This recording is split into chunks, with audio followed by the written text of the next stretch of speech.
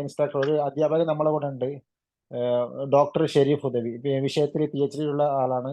അപ്പോൾ അദ്ദേഹത്തിന് വിലപ്പെട്ട സമയത്തിൽ നിന്ന് ഒരു അരമണിക്കൂർ നമുക്ക് മാറ്റി വെച്ചിട്ടുണ്ട്. അത് നമ്മുടെ പ്രദേശത്തും അല്ലെങ്കിൽ മറ്റു ദേശങ്ങളിലൊക്കെ ഉള്ള വിദ്യാർത്ഥികൾ എല്ലാവരും പരീക്ഷയ്ക്കായിട്ട് തയ്യാറെടുത്തുകൊണ്ടിരിക്കുന്ന സമയമാണ്, അല്ലെങ്കിൽ ചിലർ പരീക്ഷ എഴുതിക്കൊണ്ടിരിക്കുന്ന സമയമാണ്. അപ്പോൾ പല രീതിയിലുള്ള തടസ്സങ്ങളും മാനസിക സമ്മർദ്ദങ്ങളും ഒക്കെ എല്ലാവർക്കും ഇപ്പൊ നമ്മൾ പഠിക്കുന്ന കാലത്താണെങ്കിലും ഉണ്ടായിട്ടുണ്ട്. അപ്പോൾ കാലാകാലങ്ങളിലായിട്ട് പല രീതിയിലുള്ള കാര്യങ്ങളും ഉണ്ടാവും. അപ്പൊ അതിൽ നിന്നൊക്കെ ഒരു മോചനത്തിന് വേണ്ടിയിട്ട് അതിൽ നിന്നൊക്കെ മാറി നമുക്ക് വളരെ കൂളായി വളരെ ഈസി ആയിട്ട് എങ്ങനെ എക്സാം എഴുതാം, പാസ്സാവാം, അല്ലെങ്കിൽ പഠിച്ചതേ ഉണ്ടാവുള്ളൂ കേട്ടോ പാസ്സാവാം എന്നുള്ള വാക്കിനത് ഒരു അർത്ഥം വരുന്നത് നമുക്ക് പഠിച്ചത് മറക്കാതെ പേപ്പറിലേക്ക് എങ്ങനെ പകർത്താം എന്നുള്ളതൊക്കെ കുറിച്ചൊക്കെ കൂടുതൽ, അതായത് ഇതിനെക്കുറിച്ചൊരു മാനസികമായിട്ട് അടുപ്പം നിന്നുകൊണ്ട് സംസാരിക്കാൻ നമ്മൾ ഡോക്ടർ ഷെരീഫ് ഹുദവിക്ക് കഴിയും. അപ്പോൾ അദ്ദേഹത്തെ ഈ ഒരു വേദിയിലേക്ക് സ്വാഗതം ചെയ്യുന്നു. അതോടൊപ്പം പരീക്ഷ എഴുതുന്നവർക്കും എഴുതിക്കൊണ്ടിരിക്കുന്നവർക്കും എല്ലാവർക്കും എല്ലാവിധ വിജയാശംസകളും നേരുന്നു. അപ്പോൾ വെൽക്കം ഡോക്ടർ ഷെരീഫ് ഹുദവി, ഈ വേദിയിലേക്ക് നിങ്ങളെ സ്വാഗതം ചെയ്യുന്നു.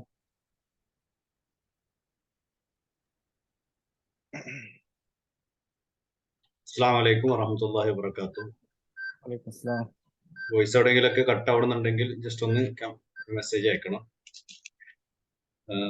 പ്രിയപ്പെട്ട ആനക്കര മഹലിന്റെ പ്രവാസി തരത്തിലുള്ള നേതൃത്വം നൽകിക്കൊണ്ടിരിക്കുന്ന, അല്ലെങ്കിൽ കൃത്യമായ ഇടപെടലുകൾ നടത്തി മഹലിന്റെ ചുറ്റുവട്ടത്തുള്ള മഹലിലെ പ്രദേശവാസികളായ ആളുകൾക്ക് സാമൂഹികമായ വൈജ്ഞാനികമായ മേഖലകളിൽ നേതൃത്വം നൽകിക്കൊണ്ടിരിക്കുന്ന എൻ്റെ ജ്യേഷ്ഠ സുഹൃത്തുക്കളെ, SLC പരീക്ഷ നാളെ സ്റ്റാർട്ട് ചെയ്യണം. അതോടൊപ്പം +2 പരീക്ഷയും വൈകാതെ സ്റ്റാർട്ട് ചെയ്യും. അങ്ങനെ ഒരുപാട് പരീക്ഷക്കാലമാണ് ഇനി ഈ മാർച്ച് മാസത്തിൽ വിദ്യാർത്ഥികൾക്ക് വരാൻ നിൽക്കുന്നത്. ഈ ഒരു അവസരത്തിൽ പരീക്ഷയെ എങ്ങനെ നേരിടുക എന്നുള്ളത് വിദ്യാർത്ഥികളെ സംബന്ധിച്ച് പലപ്പോഴും വലിയൊരു വെല്ലുവിളിയായിട്ട് മുന്നിൽ നിലകൊള്ളുകയാണ്. പ്രത്യേകിച്ച് 10ാം ക്ലാസ്സിലെ കുട്ടികൾ, ഇവർ 10ാം ക്ലാസ്സിലേക്ക് ജയിച്ചത് മുതൽ നേരിട്ട് കൊണ്ടിരിക്കുന്ന അല്ലെങ്കിൽ അഭിമുഖീകരിച്ചു കൊണ്ടിരിക്കുന്ന ഒരു പ്രശ്നം എന്ന് വേണമെങ്കിൽ തന്നെ പറയാം. എവിടെ ചെന്നാലും 10ാം ക്ലാസ് അല്ലേ, ഇനി ശ്രദ്ധിച്ചോളുണ്ട്. ഒരു കല്യാണത്തിന് പോകുമ്പോൾ സമാധാനം തരൂല, ഒരു സൽക്കാരത്തിന് പോയാൽ സമാധാനം തരൂല. മറ്റൊരു ഭാഷയിൽ, കുട്ടികളുടെ ഭാഷയിൽ തന്നെ പറഞ്ഞാല് വരുന്നവരും പോകുന്നവരൊക്കെ ഉപദേശിക്കുന്നു, 10ാം ക്ലാസ് അല്ലേ, അങ്ങനെ ആക്കണം, ഇങ്ങനെ ചെയ്യണം, അങ്ങനത്തെ രീതിയിൽ നിരന്തരമായ ഉപദേശങ്ങൾ കേട്ടുകൊണ്ടിരിക്കുന്ന ഒരു സാഹചര്യം പലപ്പോഴും 10ാം ക്ലാസ് എഴുതുന്ന, +2 എഴുതുന്ന, അല്ലെങ്കിൽ മറ്റു ബോർഡ് എക്സാം എഴുതുന്ന കുട്ടികൾ നേരിട്ട് കൊണ്ടിരിക്കുന്നത്. ഏതായാലും ഈ പരീക്ഷ എന്നുള്ളത് വളരെ ലളിതമായിട്ട് നമുക്ക് നേരിടാകുന്ന, അല്ലെങ്കിൽ നമ്മുടെ പഠനത്തെ വളരെ കുറച്ചു മാത്രം വിലയിരുത്താൻ കഴിയുന്ന ഒരു മേഖലയാണ് ബോർഡ് എക്സാമുകൾ അല്ലെങ്കിൽ പരീക്ഷകൾ എന്ന് പറയുന്നത്. ഏതായാലും ഈ പരീക്ഷയെ ഇങ്ങനെ മറികടക്കാം എന്നുള്ള ഒരു ചെറിയ ധാരണ നമുക്ക് ഉണ്ടായി കഴിഞ്ഞാൽ ഒരിക്കലും പരീക്ഷ പ്രയാസമാകില്ല, അല്ലെങ്കിൽ പരീക്ഷയെ കുറിച്ച് ആലോചിച്ച് നിങ്ങൾ പ്രയാസപ്പെടേണ്ടി വരില്ല. ആദ്യമായിട്ട് എൻ്റെ പരീക്ഷയ്ക്ക് ഒരുക്കിക്കൊണ്ടിരിക്കുന്ന വിദ്യാർത്ഥികളോട് പറയാനുള്ളത്, നമ്മൾ പരീക്ഷക്കായിട്ട് ഇപ്പൊ പരീക്ഷന്റെ പഠന സമയമൊക്കെ കഴിഞ്ഞു, നമ്മൾ ചിന്തിക്കേണ്ടത് പഠനം എന്നത് എന്താണ്, ആ പ്രക്രിയ എന്നുള്ളതാണ്. എന്താണ് നമ്മൾ പഠിക്കുക എന്നുള്ളത് കൊണ്ട് ഉദ്ദേശിക്കുന്നത്, ആ ഒരു തലത്തിൽ നിന്ന് ചിന്തിച്ച് തുടങ്ങേണ്ടതുണ്ട് നമ്മൾ പരീക്ഷയ്ക്ക് ഒരുങ്ങുന്ന സമയത്ത്. ആ പഠനം എന്ന് പറയുന്നത് നമ്മൾ പല കാര്യങ്ങളും നമ്മൾ പുസ്തകങ്ങളിൽ നിന്നായിട്ടും അധ്യാപകർ പഠിപ്പിച്ചു തന്നതായിട്ടും കേട്ടതായിട്ടും കേട്ടറിഞ്ഞതായിട്ടും അനുഭവിച്ചറിഞ്ഞതായിട്ടുള്ള ഒരുപാട് കാര്യങ്ങൾ നമ്മൾ നമ്മുടെ മെമ്മറിക്ക് അല്ലെങ്കിൽ നമ്മുടെ ബ്രെയിനിന്, തലച്ചോറിന് നൽകുന്നു. ആ തലച്ചോറ് നമുക്ക് ആവശ്യമായ സ്ഥലത്ത് ചിലപ്പോൾ പറയാനുള്ള കപ്പാസിറ്റി നൽകുന്നു, അല്ലെങ്കിൽ എഴുതാനുള്ള കപ്പാസിറ്റി നൽകുന്നു. ഈ ഒരു പ്രക്രിയക്കാണ് സേവിങ് ആൻഡ് റീട്രൈവിങ് എന്നാണ് അതിന് പറയാം. നമ്മൾ മനസ്സിന് കൊടുക്കുന്നു, മനസ്സിൽ നിന്ന് അത് വാങ്ങിയിട്ട് നമ്മൾ എഴുതുന്നു. ഈ പ്രക്രിയക്കാണ് ശരിക്ക് പഠനം എന്ന് പറയാം. ഈ പ്രക്രിയക്കാണ് പഠനം എന്ന് നമ്മൾ ആദ്യം മനസ്സിലാക്കേണ്ടത്. കാരണം നമ്മുടെ ബ്രെയിൻ കൃത്യമായിട്ട് ക്ലിയർ ചെയ്താൽ മാത്രമേ നമുക്ക് പരീക്ഷയ്ക്ക് പഠിക്കുന്നത് കൊണ്ട് ഉപകാരം ഉണ്ടാവുള്ളൂ. അപ്പൊ ഏത് രീതിയിൽ പഠിക്കണം എന്നുള്ളത് കുറെ മുന്നേ തുടങ്ങേണ്ട ഒരു കാര്യമാണ്. അപ്പൊ നമ്മളിപ്പോ അത് പറഞ്ഞിട്ട് വലിയൊരു കാര്യമൊന്നുമില്ല, അല്ലെങ്കിൽ അത് വിശദീകരിക്കാനുള്ള ഒരു സമയമൊന്നുമില്ല. എന്നാൽ നമുക്ക് വളരെ ലളിതമായിട്ട്, നമ്മൾ നാളെ പരീക്ഷയ്ക്ക് പോകുന്ന ആളുകളുണ്ട്, ഇവരോടൊക്കെ ആദ്യമായിട്ട് പറയാനുള്ളത്, നമ്മൾ വളരെ മൈൻഡ് ഫ്രീ ആയിരിക്കണം. അതിനൊരു ഉദാഹരണം പറയാറുള്ളത്, നമ്മള് മൈൻഡ് നമ്മൾ പേടിച്ചു കൊണ്ടിരിക്കുന്ന സമയത്ത്, അല്ലെങ്കിൽ നമ്മളെ ഭാഷയിൽ പറഞ്ഞ ബേജാറിലായിരിക്കുന്ന സമയത്ത് നമ്മളാണ്ട് കൊടുക്കുന്ന സാധനം അവിടെ മേടിച്ചു വെക്കൂല. നമ്മൾ പരീക്ഷയ്ക്ക് പഠിക്കുക എന്ന് പറഞ്ഞത് നമ്മൾ കുറെ സാധനങ്ങൾ മൈൻഡിനെ ഏൽപ്പിക്കുകയാണ്. ഒരു പദ്യം നമ്മളിങ്ങനെ വായിച്ചു നോക്കുന്നു, ആ പദ്യം വായിച്ചു നോക്കുന്നു, കുറെ വട്ടം വായിക്കുമ്പോൾ അത് നമ്മൾ മൈൻഡിന് എടുത്ത് കൊടുക്കുകയാണ്. നമ്മൾ ഒരു കവിത വായിക്കുന്ന, അല്ലെങ്കിൽ ഒരു ഡെഫിനിഷൻ വായിക്കുന്നു, ഇത് മൈൻഡിന് കൊടുക്കുകയാണ്. ഇത് മൈൻഡ് സ്വീകരിച്ച് അവിടെ വെക്കണം, എന്നാലേ നാളെ എക്സാം ഹാളിൽ വന്നിട്ടുണ്ടെങ്കിൽ ആ മൈൻഡ് നമുക്ക് തിരിച്ചു തരുള്ളൂ. അപ്പൊ ആ പ്രക്രിയ നടക്കുന്ന സമയത്ത് നമ്മുടെ മൈൻഡ് വളരെ ഫ്രീ ആയിരിക്കണം. അതിന് നമ്മൾ ശ്രദ്ധിക്കേണ്ട കുറച്ച് കാര്യങ്ങൾ ആദ്യം പറയാം. ഒന്ന്, നമ്മുടെ ഈ പരീക്ഷാകാലമായിട്ടുണ്ടെങ്കിൽ നിങ്ങളുടെ ഉറക്കത്തിൽ യാതൊരു അക്രമവും അല്ലെങ്കിൽ അതിക്രമവും വരരുത്. അഥവാ രാത്രി 10 മണിക്ക് ശേഷം നിങ്ങൾ യാതൊരു കാരണവശാലും പരീക്ഷയ്ക്ക്, ഇപ്പൊ നാളെ പരീക്ഷ തുടങ്ങുകയാണ്, അപ്പൊ ഇന്ന് നമ്മൾ കുറെ സമയം പഠിക്കണം എന്നൊക്കെ തീരുമാനിച്ചാണ് ഇരിക്കുക. എത്ര പഠിച്ചു തീർന്നിട്ടില്ലെങ്കിലും രാത്രി 10 മണിക്ക് ശേഷം നമ്മൾ പരീക്ഷാകാലമായെങ്കിലും രാത്രി 10 മണിക്ക് ശേഷം കിടന്നുറങ്ങണം. 10 മണി എന്ന് പറയുന്നത് നമ്മുടെ ബ്രെയിനിന് കൃത്യമായിട്ട് റെസ്റ്റ് എടുക്കേണ്ട ഒരു സമയമാണ്. ഇന്ന് രാത്രി 10 മണി മുതൽ നാളെ രാവിലെ ഒരു 4:30 മണി വരെയെങ്കിലും കൃത്യമായി സമാധാനത്തോടു കൂടി കിടന്നുറങ്ങിയാൽ മാത്രമാണ് ബ്രെയിന് നിങ്ങൾ ഈ പരീക്ഷയ്ക്ക് പഠിച്ച കാര്യങ്ങളൊക്കെ നാളെ എക്സാം ഹാളിൽ എത്തുമ്പോൾ നിങ്ങൾക്ക് എടുത്തു തരുന്നുള്ളൂ. ഞാൻ നേരത്തെ സൂചിപ്പിച്ചതുപോലെ പരീക്ഷ എന്ന് പറയുന്നത്, നിങ്ങൾ 10 മാസം 10ാം ക്ലാസ്സിലെ പരീക്ഷയ്ക്ക് എഴുതുന്ന ഒരു കുട്ടി എന്ന് പറയുന്നത് 10 മാസ കാലയളവിൽ പഠിച്ചുണ്ടാക്കിയ എല്ലാ വസ്തുതകളെയും ആ ഒരു 3 മണിക്കൂർ കൊണ്ട് അല്ലെങ്കിൽ 2 മണിക്കൂർ കൊണ്ട് 1.5 മണിക്കൂർ കൊണ്ട് നിങ്ങൾക്ക് നൽകപ്പെട്ട പേജിലേക്ക് പകർത്തി അതിൽ നിന്ന് നിങ്ങളെ വിലയിരുത്തുന്നതാണ് പരീക്ഷ എന്ന് പറയുന്നത്. അല്ല, നിങ്ങൾ ആ 10 മാസം മുഴുവൻ പഠിച്ചത് നിങ്ങളെ വിലയിരുത്താൻ 1.5 മണിക്കൂറത്തെ ഒരു പരീക്ഷ കൊണ്ട് സാധ്യമല്ല. അല്ലെങ്കിൽ ആ 10 മാസം പഠിച്ചത് മുഴുവൻ നിങ്ങൾക്ക് എഴുതാൻ ഈ 1.5 മണിക്കൂർ കൊണ്ടോ 2 മണിക്കൂർ കൊണ്ടോ സാധ്യമല്ല. പക്ഷെ നിങ്ങൾ ആ കാലയളവിൽ പഠിച്ചത് എങ്ങനെയാണോ നിങ്ങൾ 1.5 മണിക്കൂറിൽ നിങ്ങൾ പകർത്തുന്നത്, അവിടെയാണ് നിങ്ങളുടെ പരീക്ഷയുടെ വിജയം എന്ന് പറയുന്നത്. അപ്പൊ ഒന്നാമത്തെ കാര്യം നമ്മളെ ബ്രെയിനെ സെറ്റ് ആക്കുക എന്നുള്ളതാണ്. ബ്രെയിനെ സെറ്റ് ആക്കുന്നതിന് ആദ്യത്തെ കാര്യം എന്ന് പറയുന്നത് നമ്മൾ കൃത്യമായിട്ട് ഉറങ്ങുക എന്നുള്ളതാണ്. മറ്റൊന്ന്, രാവിലെ ബുദ്ധിക്ക് കൂടുതൽ വികാസം സംഭവിക്കുന്ന സമയമായ പ്രഭാത വേളയിൽ നേരത്തെ എഴുന്നേൽക്കുക എന്നുള്ളതാണ്. ഇത് ഒന്നാമത് ക്ലിയർ ചെയ്ത് കഴിഞ്ഞാൽ തന്നെ ബ്രെയിനിന് അത്യാവശ്യം ഊർജം കിട്ടി. നമുക്കൊക്കെ അറിയാം, ഇന്ധനം എന്ന് പറയുന്നത് എല്ലാ വസ്തുക്കളുടെയും പ്രവർത്തനത്തിന് ആവശ്യമാണ്. നമ്മളുടെ ബ്രെയിനിന്റെ പ്രവർത്തനത്തിന് ഏറ്റവും ആവശ്യമായിട്ടുള്ള ഇന്ധനങ്ങളിൽ ഒന്നാണ് വിശ്രമം എന്നുള്ളത്. അത് നമ്മൾ കൃത്യമായിട്ട് കൊടുക്കണം. മറ്റൊന്ന്, പഠനവേളകളിലെ ഇടവേളകളാണ്. നമുക്കറിയാം, ഇപ്പൊ ഈ വൈകുന്നേര സമയമാണ്. ഞങ്ങളുടെ കുട്ടികളോടൊക്കെ പറയാറുള്ളത്, എത്ര തിരക്കിട്ട പരീക്ഷാ കാലമാണെങ്കിലും അസറിന് ശേഷം മഗ്‌രിബ് വരെ അല്ലെങ്കിൽ 5 മണി മുതൽ 6 മണി വരെ നിങ്ങൾ യാതൊരു കാരണവശാലും പഠനത്തിന് വേണ്ടി സമയം നീക്കി വെക്കരുത്. പകരം ആ സമയത്ത് നിങ്ങൾ നിങ്ങളുടെ വീടിന് ചുറ്റുവട്ടത്തൊക്കെ നടന്നോ കളിച്ചോ, ചെറിയ ചെറിയ പരീക്ഷാകാലം ആയതുകൊണ്ട് ഹാർഡ് പ്ലേസ് ഒഴിവാക്കിയിട്ട് ലൈറ്റ് ആയിട്ടുള്ള ചില ഗെയിംസ് ഒക്കെ നിങ്ങൾ കളിക്കുക. ഷട്ടിൽ ബാറ്റ് പോലെയുള്ള, അല്ലെങ്കിൽ വീടിന്റെ മുറ്റത്ത് കളിക്കാവുന്ന രീതിയിലുള്ള കളികളൊക്കെ നിങ്ങൾ ശീലിക്കുക. അത് നിങ്ങളുടെ ശരീരത്തിന് ഊർജം നൽകുന്നു, നിങ്ങൾക്ക് റെസ്റ്റ് നൽകുന്നു. ശേഷം നിങ്ങളൊരു 6 മണിക്ക് ശേഷം അല്ലെങ്കിൽ മഗ്‌രിബിന് ശേഷം എന്ന് പറയാം, മഗ്‌രിബിന് ശേഷം നിങ്ങൾ കൃത്യമായി പഠിക്കണം. അവിടെയും പഠിക്കുമ്പോൾ ഇതുവരെ നിങ്ങൾ പഠിച്ചു വന്നാണ്, പക്ഷെ പഠിക്കുമ്പോൾ ഇനിയിപ്പോ നമ്മൾ അവസാന നിമിഷത്തിൽ റീകളക്ഷൻ എന്നാണ് പറയാം. ആദ്യം നമ്മൾ ചെയ്യേണ്ടത് ഒരു പുസ്തകം എടുത്തിട്ട് ഇതിൽ നിന്ന് ഞാൻ ഇതുവരെ പഠിച്ചത് എന്തൊക്കെയാന്ന് റീകളക്ട് ചെയ്യും. നമ്മൾ കുറെ കാലമായി പരീക്ഷയ്ക്ക് ക്യാമ്പുകൾ, SLCയുടെ ക്യാമ്പുകൾ അറ്റൻഡ് ചെയ്ത ആളുകളുണ്ട്, ട്യൂഷൻ സെന്ററുകൾ അറ്റൻഡ് ചെയ്ത ആളുകളുണ്ട്, ഒരുപാട് മോഡൽ എക്സാമുകളും മറ്റുമൊക്കെ ആയിട്ട് ഒരുപാട് കാര്യങ്ങൾ ഒരു വിഷയവുമായിട്ട് നിങ്ങൾ ഇതുവരെ പഠിച്ചു കഴിഞ്ഞു. ഇന്ന് പരീക്ഷന്റെ തലേ ദിവസം നിങ്ങൾ ചെയ്യേണ്ടത് ആദ്യം ഒരു പുസ്തകം എടുത്തിട്ട് ഈ പുസ്തകത്തിൽ നിന്ന് ആ പുസ്തകത്തിലെ നോളജിനെ നമ്മൾ പലതായി തരംതിരിക്കുക വേണ്ടത്. നമ്മൾക്ക് എന്തൊക്കെ ഈ പുസ്തകത്തിൽ നിന്ന് കിട്ടി. ഇപ്പൊ ഉദാഹരണമായിട്ട് സോഷ്യലിന്റെ ഒരു ടെക്സ്റ്റ് ബുക്ക് എടുത്തിട്ട് നമ്മൾ പറയുന്നു, ഇതിൽ ഇത്ര ചാപ്റ്റേഴ്സ്, 1ാമത്തെ ചാപ്റ്ററിൽ ഇന്നത് പറയുന്നു, 2ാമത്തെ ചാപ്റ്ററിൽ ഇന്നത് പറയുന്നു, 3ാമത്തെ ചാപ്റ്ററിൽ ഇന്നത് പറയുന്നു. ഇങ്ങനെ നമ്മൾ പഠിച്ചത് നമ്മളിങ്ങനെ റീകളക്ട് ചെയ്തുകൊണ്ടിരിക്കുക. അങ്ങനെ റീകളക്ട് ചെയ്യുമ്പോൾ നമുക്ക് മനസ്സിലാവും ചില പാഠങ്ങൾ നമുക്ക് പഠിക്കാൻ കഴിഞ്ഞിട്ടില്ല, അല്ലെങ്കിൽ അതിലേത് ഓർമ്മ വരുന്നില്ല. അതൊന്ന് മാർക്ക് ചെയ്തു വെക്കുക. ടോട്ടൽ 10 ചാപ്റ്റേഴ്സ് ഉള്ള അല്ലെങ്കിൽ 12 ചാപ്റ്റേഴ്സ് ഉള്ള ഒരു പുസ്തകത്തിൽ നമ്മൾ അങ്ങനെ മാർക്ക് ചെയ്യുമ്പോൾ ഒരു 4ഓ 5ഓ ചാപ്റ്റേഴ്സ് ആണ് നമ്മൾ അങ്ങനെ കവർ ചെയ്യാത്തതായിട്ടുണ്ടാവുള്ളൂ. അപ്പൊ ഇന്നത്തെ പഠനത്തില് അല്ലെങ്കിൽ ഓരോ പരീക്ഷന്റെ തലേ ദിവസത്തെ പഠനത്തില് നമ്മൾ ആദ്യം ഇമ്പോർട്ടൻസ് നൽകേണ്ടത് അങ്ങനെ നമ്മൾ മാർക്ക് ചെയ്ത നമ്മുടെ മെമ്മറിയിലേക്ക് വരാത്ത ഭാഗങ്ങൾക്കാണ്. അങ്ങനെ നമ്മൾ അത് ഒരു വരാത്ത ഭാഗങ്ങൾ ഏതൊക്കെയെന്ന് നോക്കി നമ്മൾ അതിന് ആദ്യം ഇമ്പോർട്ടൻസ് കൊടുത്ത് പഠിക്കുന്നു. ഇവിടെയും നമ്മൾ ശ്രദ്ധിക്കേണ്ട ഒരു കാര്യമുണ്ട്. നമ്മൾ പഠിച്ചു പോകുമ്പോൾ ഒരു മണിക്കൂറാണ് നമ്മൾ കണ്ടിന്യൂസ് ആയിട്ട് പഠിക്കേണ്ടത് എന്നാണ് സൈക്കോളജിയുടെ ഒരു കണക്ക്. ഒരു മണിക്കൂർ കണ്ടിന്യൂസ് ആയിട്ട് പഠിക്കുക എന്ന് പറയുമ്പോൾ, പക്ഷെ നമ്മൾ 40 മിനിറ്റ് ആണ് അതിൽ പഠനത്തിന് വേണ്ടി ഉപയോഗിക്കേണ്ടത്. ആദ്യം 40 മിനിറ്റ് തുടർച്ചയായിട്ട് നമ്മൾ ഈ മാർക്ക് ചെയ്ത പാഠഭാഗങ്ങളിൽ നിന്ന് വായിച്ച് ഇങ്ങനെ നോക്കുന്നു. ഇങ്ങനെ 40 മിനിറ്റ് കഴിഞ്ഞാൽ, ഈ ടൈമിംഗ് വളരെ കൃത്യമായിരിക്കണം. അത് നമുക്ക് അതിനെന്തെങ്കിലും അറേഞ്ച്മെന്റ്സ്, വീട്ടിലൊന്നും വാച്ചില്ലാത്ത ക്ലോക്ക് ഇല്ലാത്ത ആരുമില്ല. അപ്പൊ 40 മിനിറ്റ് കഴിഞ്ഞാൽ പിന്നെ അടുത്ത 10 മിനിറ്റ് നമ്മൾ ആ 40 മിനിറ്റ് പഠിച്ചതിനെ മനനം ചെയ്യുക എന്നാണ് പറയാ. മനനം ചെയ്യുക എന്ന് പറഞ്ഞാൽ മനസ്സിൽ കൊണ്ടുവരിക. കണ്ണ് ചിമ്പിയോ അല്ലെങ്കിൽ കണ്ണ് ചിമ്പാതെയോ നമ്മൾ ഇരുന്ന് ഒന്ന് മനനം ചെയ്ത് നോക്കുക. മനസ്സിലേക്ക് ഇങ്ങനെ തെളിഞ്ഞു വരും. അതിന്റെ അർത്ഥം നമ്മൾ പഠിക്കുമ്പോൾ ചെയ്യുന്നത് കേട്ട് മനഃപ്പാഠമാക്കുകയും മനനം ചെയ്യുമ്പോൾ ചെയ്യുന്നത് മനസ്സിൽ എഴുതി കൊടുക്കുകയുമാണ്. അപ്പൊ നമുക്കറിയാം, നമ്മൾ കേട്ട് പഠിച്ചതും നമ്മൾ ഒരു പ്രസംഗം നടക്കുന്ന സമയത്ത് അല്ലെങ്കിൽ ഒരു ക്ലാസ് നടക്കുന്ന സമയത്ത് നമ്മളിങ്ങനെ കേട്ടുപോരും, കുറെ കാര്യങ്ങൾ കേട്ടുപോരും, അതിൽ കുറച്ചേ ഓർമ്മ ഉണ്ടാവുള്ളൂ.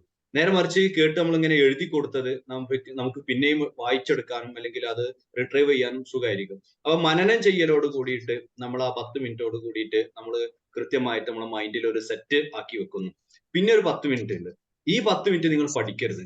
അപ്പൊ 1 മണിക്കൂർ പഠിക്കുക എന്ന നിയ്യത്തോടു കൂടി അല്ലെങ്കിൽ കരുതലോട് കൂടി ഇരുന്ന് കഴിഞ്ഞാൽ 50 മിനിറ്റ് ആണ് നിങ്ങൾ അതിന് ചെലവഴിക്കുന്നത്. 10 മിനിറ്റ് നമ്മൾ പൂർണ്ണമായിട്ടും റിലാക്സ്ഡ് ആണ്. പൂർണ്ണമായിട്ടും റിലാക്സ്ഡ് ആണ്. നമ്മളെ പഠനവുമായുള്ള ചിന്തയിൽ നിന്ന് വ്യതിചലിപ്പിക്കുന്ന ഒന്നിലേക്ക് കടക്കരുത്. ഉദാഹരണമായിട്ട് നമ്മളിപ്പോ ഒരു മൊബൈൽ ക്ലിപ്പ് കാണാം, അല്ലെങ്കിൽ ഒരു വീഡിയോ ക്ലിപ്പ് കാണാം. അപ്പൊ അതൊക്കെ കണ്ടാലുള്ള പ്രശ്നം എന്താ വെച്ചാല് നമ്മളെ മൈൻഡ് അതിലേക്ക് പോകും.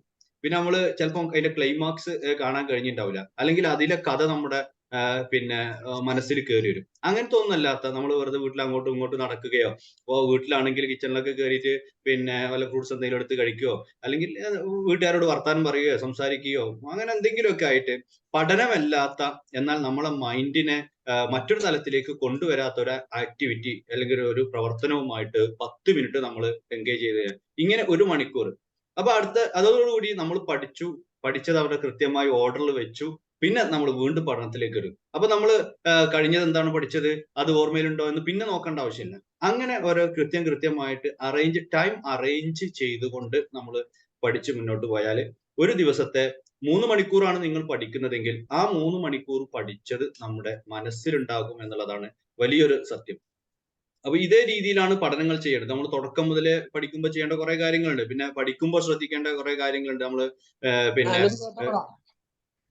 കുറെ കാലങ്ങളായിട്ട് നമ്മൾ പഠനം തുടങ്ങിയിട്ടുണ്ട്. പക്ഷെ പഠിക്കുമ്പോൾ പലരും ശ്രദ്ധിക്കാൻ പാടില്ലാത്ത കുറെ കാര്യമാണ്. പഠിക്കുമ്പോൾ നമ്മൾ പഠിക്കുന്ന നമ്മുടെ വസ്ത്രം, ശരീരം, സ്ഥലം, ഇത് ഒക്കെ വളരെ ഇമ്പോർട്ടൻസ് ഉള്ളതാണ്. കാരണം ഞാൻ നേരത്തെ പറഞ്ഞ ആ ഒരു ബേസിലാണ് ഞാൻ നിൽക്കുന്നത്. നമ്മുടെ മൈൻഡ് ആണ് നമ്മൾ പഠിക്കുമ്പോൾ നമ്മുടെ മനസ്സിലേക്ക് കാര്യങ്ങൾ തരുന്നത്. അപ്പൊ അവിടെ നമ്മൾ ശ്രദ്ധിക്കുക, നമ്മൾ വീട്ടിലാണ് ഇരിക്കുന്നത്. പല ആളുകളും വലിയ വീടുകളൊക്കെ വെക്കും. അപ്പോൾ വലിയ വീടുകൾ വെക്കുമ്പോൾ എന്തെങ്കിലും വരുന്ന ഒരു ഗസ്റ്റിന് വേണ്ടിയിട്ടൊക്കെ റൂമുകളൊക്കെ തയ്യാറാക്കാറുണ്ട്. പക്ഷെ സ്റ്റഡി ഏരിയ പലയിടത്തും കുറവായിരിക്കും. ഇനിയിപ്പോ ഓരോരുത്തരുടെ വീടിന്റെ സൈസും അല്ലെങ്കിൽ സൗകര്യങ്ങളൊക്കെ വ്യത്യാസം ഉണ്ടാവും. അപ്പൊ സ്റ്റഡി ഏരിയ എന്നുള്ളത് കഴിഞ്ഞിരുന്നൊരു സാഹചര്യമല്ല. എന്നാൽ പോലും നമ്മൾ പഠിക്കാനിരിക്കുന്ന സമയത്ത്, ഇന്നത്തെ കുട്ടികളുടെ ഭാഷയിൽ പറഞ്ഞാൽ ഒരു പഠനത്തിന്റെ വൈബ് ഉണ്ടാകുന്ന ഒരു സ്ഥലത്ത് ഇരുന്നിട്ടാണ് നമ്മൾ പഠിക്കേണ്ടത്. അതിലും ഞാൻ നേരത്തെ പറഞ്ഞ കാര്യത്തിന് വലിയ ഇമ്പോർട്ടൻസ് വരുന്നുണ്ട്. നമുക്ക് വീട്ടില് നമ്മൾ ഉദാഹരണമായിട്ട് നമ്മൾ ഡൈനിങ് ഹാളിൽ ഭക്ഷണം കഴിക്കാതിരിക്കുന്ന സ്ഥലത്തിരുന്നാണോ പഠിക്കുന്നത് എങ്കിൽ നമ്മൾ ആ പഠിക്കുന്നിടത്ത് ഒരു സ്റ്റൂള് അല്ലെങ്കിൽ ഒരു കസേര, ഒരു മേശ, ആ ഒരു സൗകര്യം, ആ ഒരു രീതിയിലാണ് ഇരുന്ന് പഠിക്കുന്നതെങ്കിലും, എങ്ങനെ ഇരുന്ന് പഠിക്കുന്നതാണെങ്കിലും നമ്മുടെ തൊട്ടടുത്തുണ്ടാകുന്ന, നമ്മുടെ കയ്യെത്തും ദൂരത്തുണ്ടാകേണ്ടത്, നമ്മുടെ കണ്ണെത്തും ഉണ്ടാകേണ്ടത് പഠനവുമായി ബന്ധപ്പെട്ട ഘടകങ്ങളാണ്. ഉദാഹരണമായിട്ട് നമുക്ക് ആവശ്യമായ പേന, പെൻസില്, ഒന്നുമില്ലെങ്കിൽ വീട്ടിൽ ഒരു സ്റ്റീൽ ഗ്ലാസ് എടുത്തിട്ട് അതിൽ ആ പേനയും പെൻസിലും എറേസറും അങ്ങനത്തെ സാധനങ്ങളൊക്കെ നമ്മൾ നോക്കുമ്പോൾ ഒരു പുസ്തകം അവിടെ കാണണം, പേന കാണണം. അങ്ങനത്തെ ഒരു വൈബ് ഉണ്ടാക്കുന്ന സ്ഥലത്ത് ഇരുന്നിട്ടേ നമ്മൾ പഠിക്കാൻ പാടുള്ളൂ. ഒരു കാരണവശാലും കിച്ചണിൽ ഇരുന്ന് പഠിക്കാൻ പാടില്ല. കാരണം അവിടുത്തെ ബ്രെയിൻ ഫസ്റ്റ് കൊടുക്കുന്ന ടെൻഡൻസി, ബ്രെയിനിന്റെ ഫസ്റ്റ് ശ്രദ്ധ എന്ന് പറയുന്നത് കിച്ചണിൽ നിന്ന് ഭക്ഷണങ്ങളിലേക്കാണ് പോകുന്നത്. അപ്പൊ ഫസ്റ്റ് ശ്രദ്ധ, പ്രൈം അറ്റൻഷൻ എന്നാണ് അതിന് സൈക്കോളജിയിൽ പറയാം. പ്രൈം അറ്റൻഷൻ പഠനത്തിലേക്ക് പോകുന്ന രീതിയിലാണ് നമ്മൾ ഈ ദിവസങ്ങളിൽ ഇരുന്ന് പഠിക്കേണ്ടത്. അപ്പൊ നമ്മൾ ബെഡ്റൂമിൽ ഇരുന്ന് പഠിക്കാൻ പാടില്ല. കാരണം ബെഡ്റൂമിലെ പ്രൈം അറ്റൻഷൻ എന്ന് പറയുന്നത് പോകുന്നത് ഉറക്കത്തിലേക്കും കിടത്തത്തിലേക്കും അതിനോടനുബന്ധമായ കാര്യങ്ങളിലേക്കാണ്. ഇതൊക്കെ ഞാൻ പറയുന്നത് നമ്മുടെ ഉള്ള സൗകര്യങ്ങളിൽ ഇതൊക്കെ നമുക്ക് അറേഞ്ച് ചെയ്യാൻ പറ്റും. ഏത് ചെറിയ സൗകര്യമുള്ള വീടുകളാണെങ്കിൽ പോലും നമുക്ക് ഇത്തരം സാഹചര്യം അറേഞ്ച് ചെയ്യാൻ പറ്റും. പിന്നെ സിറ്റ് ഔട്ടിൽ ഇരുന്ന് പഠിക്കുമ്പോഴും അവിടെ ഒരു ടെൻഡൻസി ഉണ്ട്, റോഡിലൂടെ പോകുന്ന വാഹനങ്ങളുടെ കടക്കും അതിലൂടെ പോകുന്ന ആളുകളെയൊക്കെ ഇതെടുക്കുന്നത്. അപ്പൊ അങ്ങനത്തെ ഒരു ടെൻഡൻസി വരാതെ നമ്മുടെ പ്രൈം അറ്റൻഷൻ, പ്രാഥമിക ശ്രദ്ധ എന്ന് പറയുന്നത് പഠനത്തിലേക്കും പുസ്തകത്തിലേക്കും അക്ഷരങ്ങളിലേക്കും നീങ്ങുന്ന സ്ഥലത്ത് ഇരുന്നിട്ടായിരിക്കണം നമ്മൾ പ്രത്യേകിച്ച് എക്സാം തുടങ്ങുന്ന നമ്മൾ പറയുന്നത് ഈ പവർ പ്ലേയുടെ സമയം എന്ന് പറയുന്ന പോലെ സീരിയസ് അറ്റൻഷൻ കൊടുക്കേണ്ട ഒരു വേളയിലാണ് നമ്മളുള്ളത്. ആ സമയത്ത് നമ്മൾ അങ്ങനെയാണ് കൊടുക്കേണ്ടത്. മറ്റൊന്ന്, സാധാരണ കുട്ടികളൊക്കെ രാവിലെ എഴുന്നേറ്റ് കഴിഞ്ഞിട്ടുണ്ടെങ്കിൽ പഠിക്കാനിരിക്കുന്നത് നേരെ വന്നിട്ട് നമ്മളെ മുസ്ലിം ഫാമിലിയിലൊക്കെ നിസ്കാരം കഴിഞ്ഞ് വൃത്തിയായി ഉള്ളതൊക്കെ എടുത്ത് ആ ഒരു വൃത്തിയെങ്കിലും ഉണ്ടാവും. അപ്പൊ നമ്മൾ ആദ്യം ചെയ്യേണ്ടത്, നമ്മൾ രാത്രി കിടക്കുമ്പോൾ ധരിച്ചിരുന്ന വസ്ത്രങ്ങളൊക്കെ ഒഴിവാക്കിയിട്ട് അലക്കിയ വസ്ത്രം ധരിച്ച്, നല്ല വസ്ത്രം എന്ന് പറയുമ്പോൾ കല്യാണത്തിന് മുമ്പ് ഇടുന്ന വസ്ത്രങ്ങൾ പോലെ എന്നല്ല, പിന്നെ ഉള്ള വസ്ത്രങ്ങളിൽ നിന്ന് അലക്കി വെച്ച ഒരു വസ്ത്രം ധരിച്ച് ഒരു മാന്യമായ രീതിയിൽ വസ്ത്രം ധരിച്ചുകൊണ്ടായിരിക്കണം ഇരുന്ന് പഠിക്കുക. ആൺകുട്ടികളൊക്കെ ആണെങ്കിൽ വീട്ടിലാണ് ഇരുന്ന് പഠിക്കുന്നതെങ്കിൽ ഒരു 3/4 ഒക്കെ ഇട്ട് കുപ്പായൊന്നും ഇടാതെ പിന്നെ ഇടയ്ക്ക് അവിടെയും ഇവിടെയൊക്കെ ഇങ്ങനെ ചൊറിഞ്ഞും ഇതാക്കിയൊക്കെ ഇരുന്നിട്ട് ഇങ്ങനെ പഠിക്കും. അതൊരിക്കലും ചെയ്യരുത്.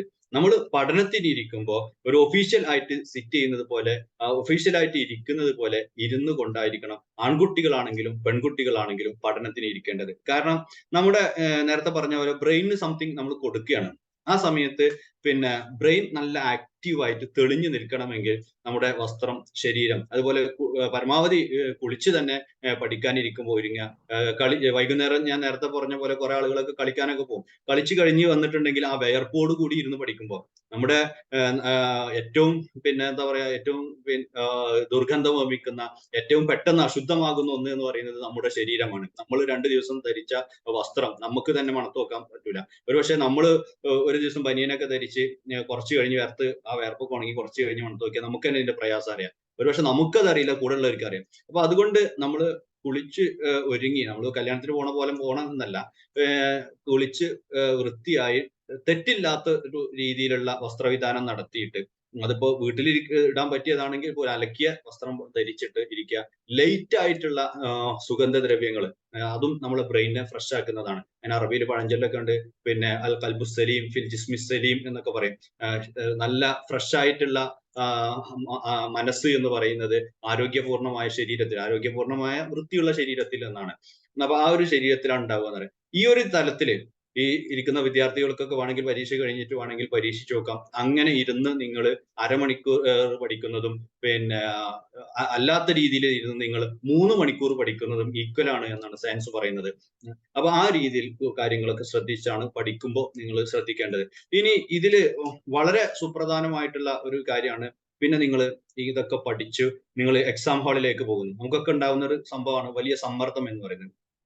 സമ്മർദ്ദം പലതിനെയും നമ്മുടെ മനസ്സിൽ നിന്ന് പലതും അകറ്റും. കാരണം ഞാൻ നേരത്തെ പറഞ്ഞ പോലെ നിങ്ങൾ ഒരു 5 നിലയുള്ള ബിൽഡിങ്ങിൽ നിന്ന്, അല്ലെങ്കിൽ ഒരു 4 നിലയുള്ള ബിൽഡിങ്ങിൽ നിന്ന് തൊട്ടടുത്ത ബിൽഡിങ്ങിലേക്ക് ഒരടി വീതിയുള്ള ഒരു പലക വെച്ച് നിങ്ങളോട് അതിലൂടെ നടക്കാൻ പറഞ്ഞിട്ടുണ്ടെങ്കിൽ നിങ്ങൾ പറയും കഴിയില്ല എന്ന് പറയും. ഇനി നടന്നാൽ തന്നെ ഒരു പക്ഷെ ബേജാറായിട്ട് കാല് വിറച്ച് താഴേക്ക് വിടും.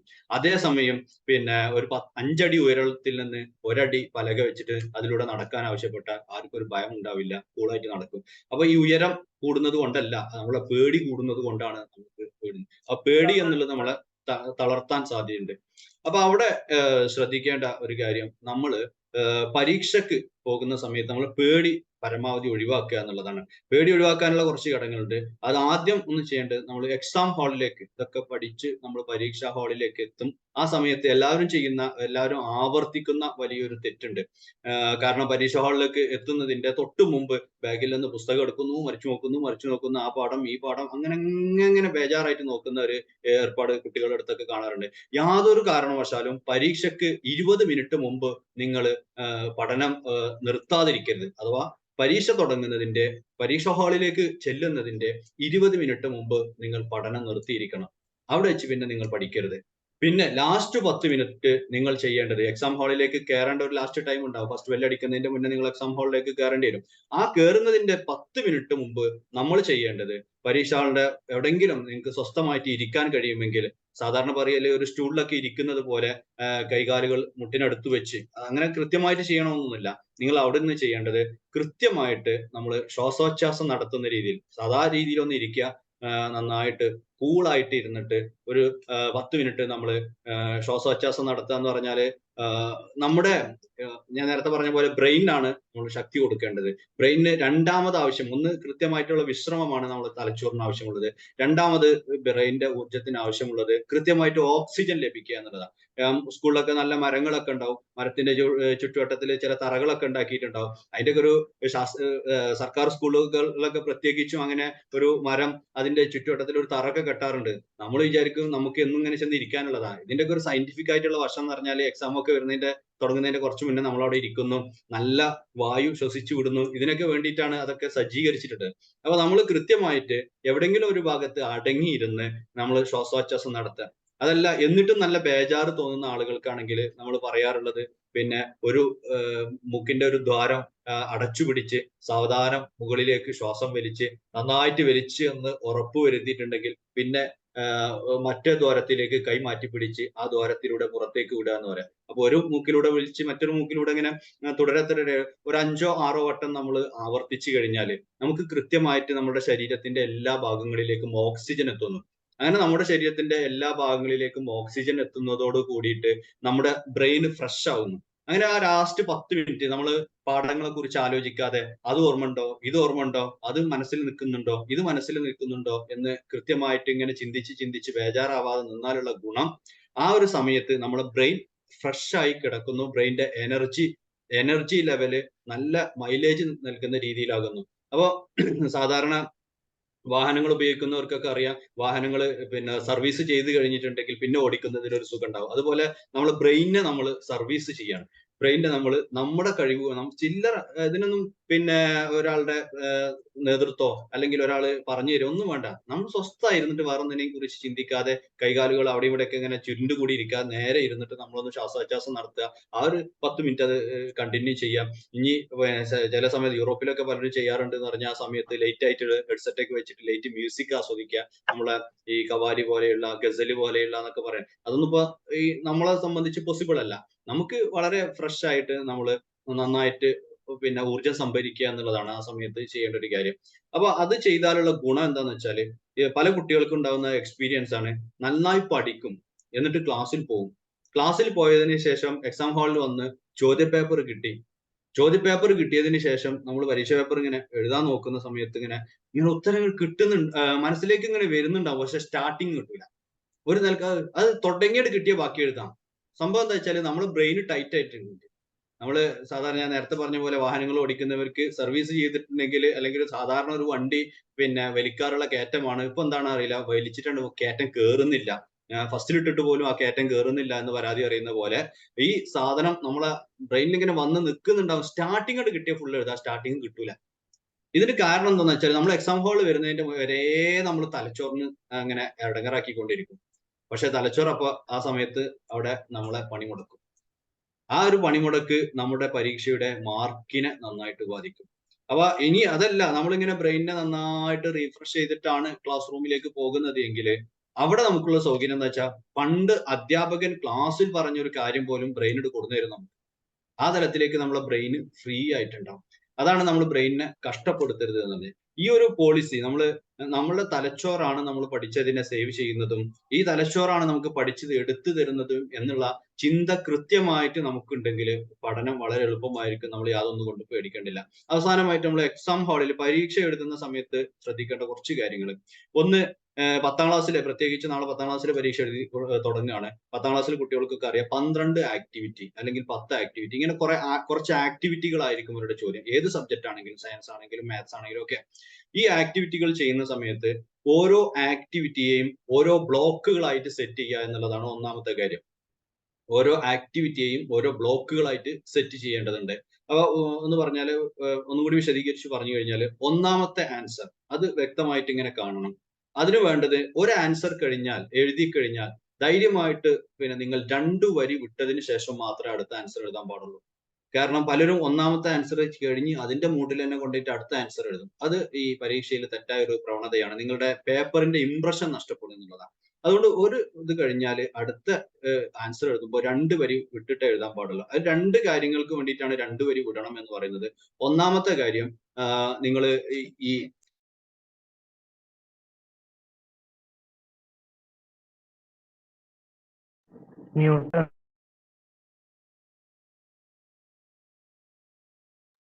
ഉസ്താദ് മ്യൂട്ട് ആയിട്ടുണ്ട്.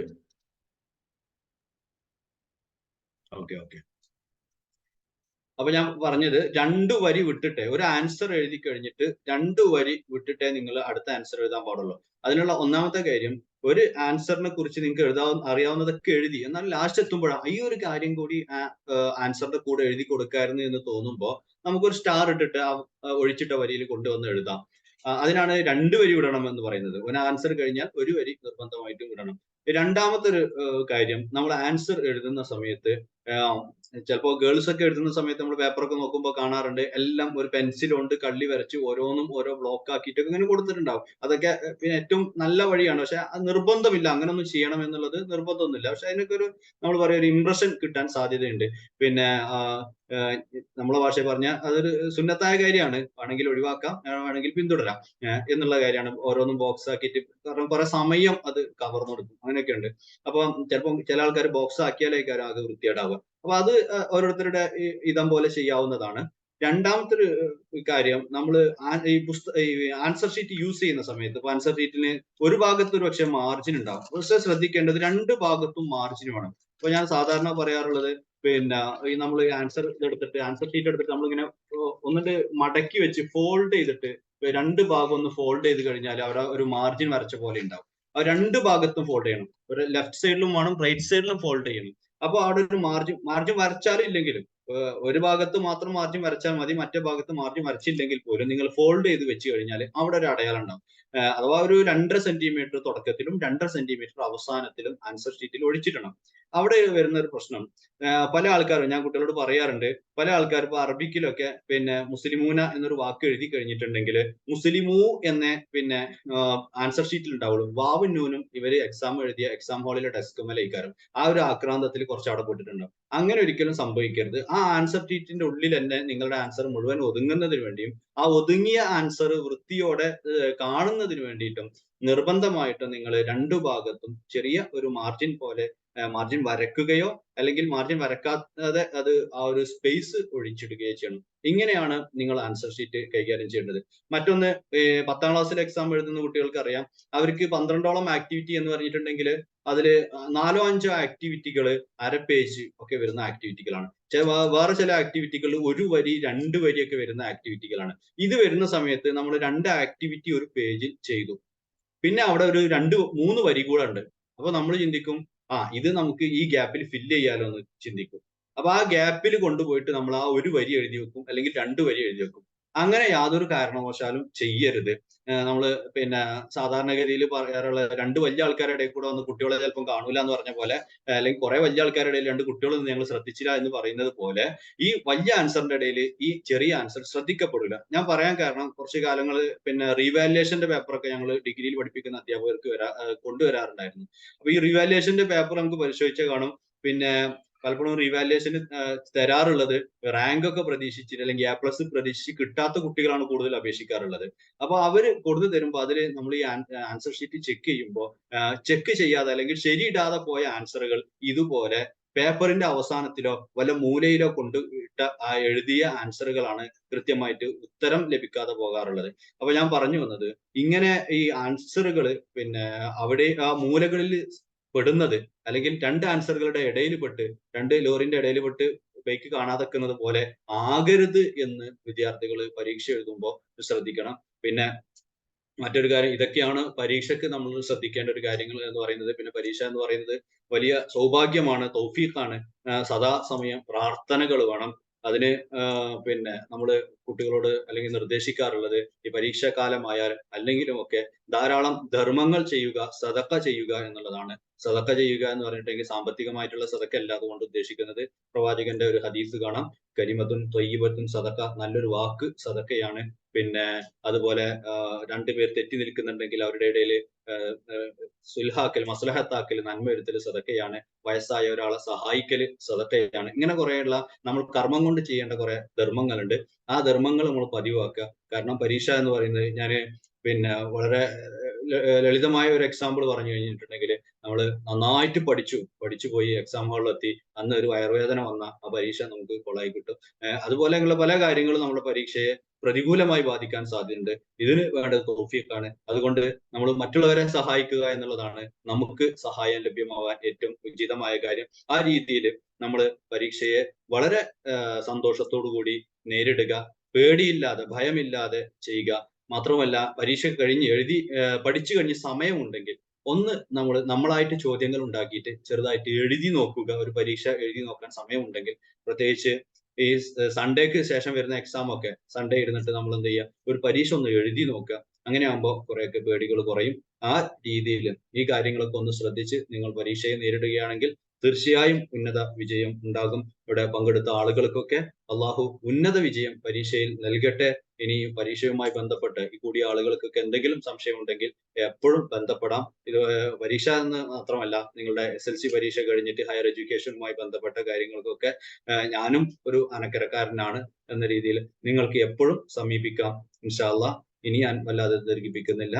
ഇങ്ങനെ ഒരു അവസരം നൽകിയതിൽ എല്ലാവിധ നന്ദിയും കടപ്പാടും ഇതിന്റെ ഭാരവാഹികൾക്ക് അറിയിക്കുന്നു. വാഖിറു ദഅ്വാനാ അൽഹംദുലില്ലാഹി റബ്ബിൽ ആലമീൻ. അസ്സലാമു അലൈക്കും വറഹ്മത്തുള്ളാഹി വബറകാതുഹു.